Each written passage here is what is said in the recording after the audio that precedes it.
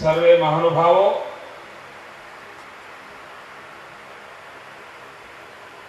આજે વિશ્વકર્મા જયંતિ છે.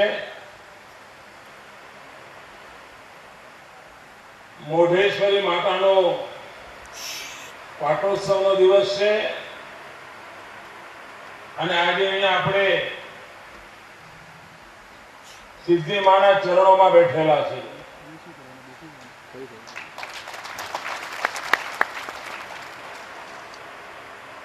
આપણા સમાજ જીવનમાં સંસ્કૃતિ અને ધર્મ એ આપણી પ્રાણ શક્તિ છે. આપણે ત્યાં સત્કર્મની આખી પરંપરા એના આધારે ચાલેલી છે અને આપણા સમાજ જીવનની એક વિશેષતા રહી છે કે આપણે ત્યાં સુધારકો સમાજમાંથી જન્મતા હોય છે. 400 વર્ષ પહેલા અસ્પૃશ્યતાનું ભયંકર દૂષણ હતું. એ અસ્પૃશ્યતાના ભયંકર દૂષણ વચ્ચે ઉચ્ચ કુળના નાગર પરિવારમાં કોઈ નરસિંહ મહેતા પેદા થયો. બ્રાહ્મણ હોવા છતાંય એને અસ્પૃશ્યતા દૂર કરવા માટેનું દલિત સમાજની વસ્તીમાં જઈને ભજન કરવા માટેનું બીડું ઉઠાવ્યું અને આજ સુધી સમાજમાં એ દૂષણને દૂર કરવા માટે મહાપુરુષો જન્મતા રહ્યા છે. આજે અહીંયા અવસર તો છે ધાર્મિક, પરંતુ ભુવાશ્રી અર્જુનભાઈએ એને સામાજિક સ્વરૂપ આપી દીધું છે. બેટી બચાવો, બેટી ભણાવો, સમાજ હિતના કામો. અહીંયા હું જ્યાં જ્યાં અંદર ફર્યો જે બોર્ડ વગેરે લાગ્યા છે એમાં ભુવા હતાના જય જયકારનું બોર્ડ નથી. સમાજની નબળાઈઓ દૂર કરવાની વાત છે. આ એક મોટી બાબત છે અને એના માટે હું એમને, એમના પરિવારજનોને અને આ પરંપરા સાથે જોડાયેલ સૌ ભક્તજનોને ખૂબ અંતઃકરણપૂર્વક અભિનંદન આપું. ભાઈઓ બહેનો, આપણા માટે ગર્વની બાબત છે કે સમગ્ર હિન્દુસ્તાનમાં ગૌ સંરક્ષણનો કાયદો કોઈ રાજ્યએ કર્યો હોય તો એકમાત્ર ગુજરાત રાજ્ય કર્યો. સુપ્રીમ કોર્ટમાં કેસ ચાલતો હતો, ગૌ સુરક્ષા કરી શકાય કે ન કરી શકાય, ધાર્મિક આસ્થાના પ્રસંગોએ કતલખાના બંધ કરી શકાય કે ન કરી શકાય. 50 વર્ષથી આ મામલા ચાલતા હતા, પરંતુ ગાંધીનગરમાં જયારે આપણે બેઠા ત્યારે એને પ્રાયોરિટી આપી અને સુપ્રીમ કોર્ટમાં આપણે જીતીને આવ્યા અને આપણે કાયદો કર્યો. કેટલા લોકોએ કાયદાની છટકબારી કરીને એના ફાયદા ઉઠાવવાની કોશિશ કરી, તો આપણે કાયદા કડક કરવાનું કામ પણ ગઈ વિધાનસભામાં કરી બતાવ્યું અને આખા હિન્દુસ્તાનમાં આવો કડક કાયદો કોઈ પણ રાજ્ય કર્યો નથી. પણ આપણે કડક કાયદા કર્યા તો કાયદાનો ભંગ કરનારા લોકોએ નવો રસ્તો શોધ્યો.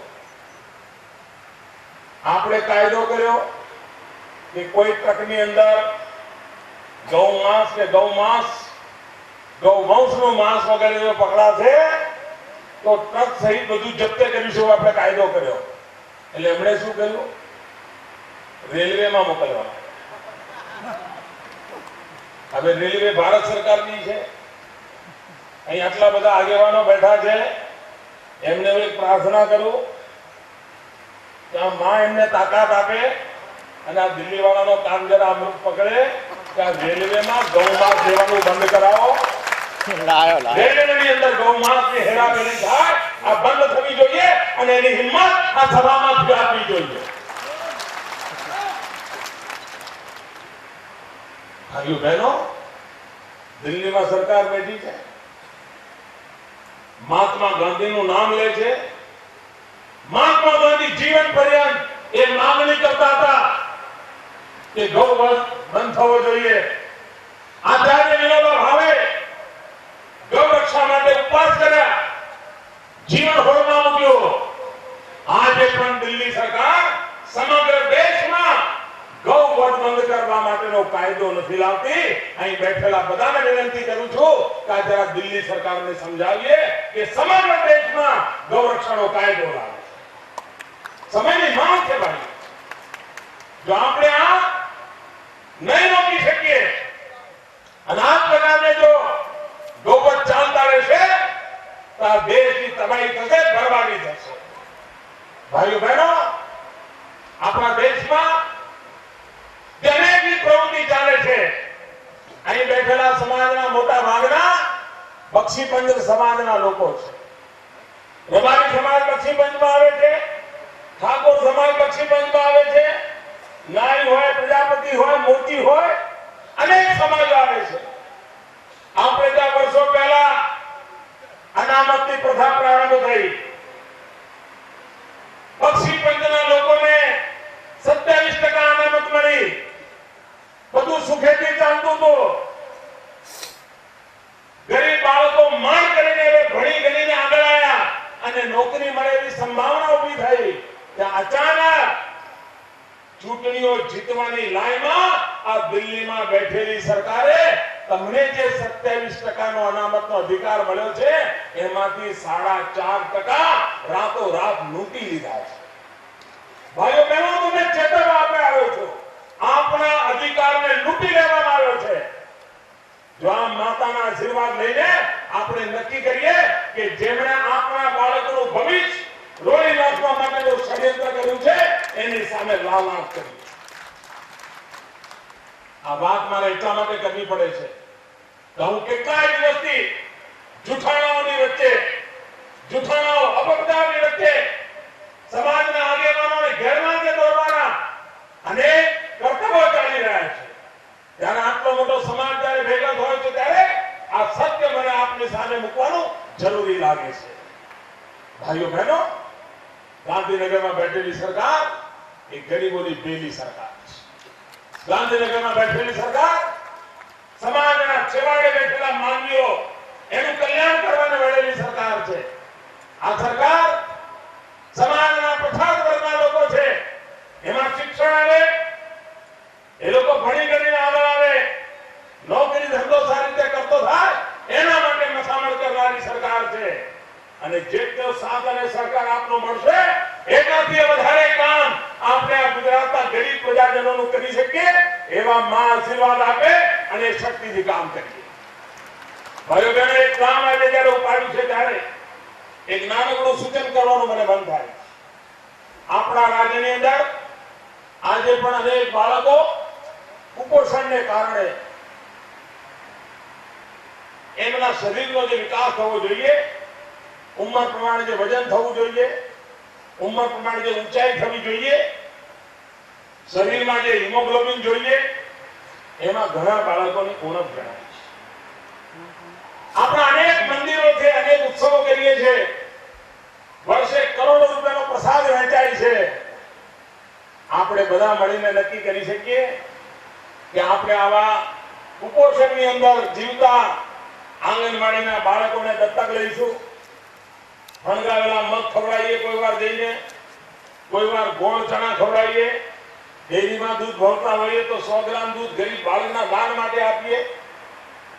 સગર્ભા માતાઓને પોષક આહાર દાનમાં આપીએ. એક સમાજ તરીકે જો આપણે આંદોલન ઉપાડીએ અને ગરીબ માં જે સગર્ભા હોય, જેના પેટની અંદર બાળક હોય, એને જો 8-9 મહિને આપણે સાચવી લઈએ તો એના પેટે ક્યારે અપંગ બાળક પેદા ન થાય, મંદબુદ્ધિનું બાળક પેદા ન થાય, સુવાવડમાં કોઈ માં આપણી મરે નહીં, કોઈ બાળક મરેલું જન્મે નહીં. અને એના માટે થઈને એક સમાજ તરીકે જ્યારે આપણી ધાર્મિક તાકાત હોય ત્યારે આ કુપોષણ સામેની લડાઈ જ્યારે આપણે ઉપાડી છે ત્યારે ગરીબમાં ગરીબ માનવી હોય એના સંતાનનું પણ શરીર વળેલું હોય, એની ઉંમર પ્રમાણેનો શરીરનો બાંધો કર્યો હોય, આપણી કિશોરીઓ જે ભવિષ્યમાં માં બનવાની છે એ દીકરીઓ એનું ઉંમર પ્રમાણે શરીર વળેલું હોવું જોઈએ. આ એક મોટું કામ છે. માત્ર ફણગાવેલા મગ વેચવાનું કામ કરીએ ને તો પણ ખૂબ મોટી સેવા થશે. અને આજે જયારે આટલા બધા સંતો મહંતો સામાજિક આગેવાનો આટલા બધા ભક્તજનો લોકો બેઠા છે ત્યારે આટલી મોટી સંખ્યામાં માતાઓ બહેનો બેઠી છે ત્યારે આવો આપણે બધા મળીને કુપોષણ સામેની જે લડાઈ આપણે ઉપાડી છે એમાં સાથે મળીને ગરીબમાં ગરીબનું બાળક કુપોષણમાંથી મુક્ત થાય એની પ્રતિજ્ઞા કરીને અહીંથી નીકળીએ. આપણે મારું માન સન્માન કર્યું, આટલું બધું ગૌરવ કર્યું. અર્જુનભાઈ જે મહેનત કરી છે હું આપ સૌને ખૂબ ખૂબ અભિનંદન આપું છું.